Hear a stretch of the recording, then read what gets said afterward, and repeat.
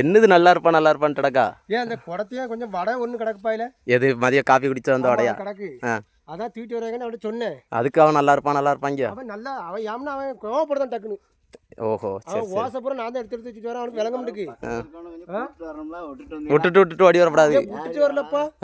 ஏன் அவன் முதல்ல ஓசை எடுக்கலாம், நான் தான் ஓசை எடுத்து வச்சுருக்கேன். சரி ஒரே ஒரு கண்ணு தான் பத்த முடியும். அதை வெட்டிக்கு என்ன ஏன்ட சண்டைக்கா ஒரு கண்ணால சண்டை வருதுன்னு ஆமா புது பையா என்ன பையன் ஆமா அவன் நல்ல புத்தியே இல்லாத பையன் திரும்ப உண்மையிலே பார்க்க வார சைஸ் பேர் இந்த அரக்க மாதிரி அவன் நல்ல போட்டாடி.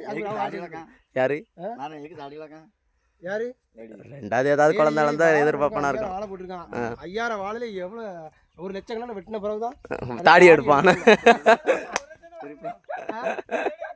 லட்சக்கணக்கில் வெட்டிட்டு தான் தாடி எடுப்பான்னு சபதம் போட்டிருக்கான்.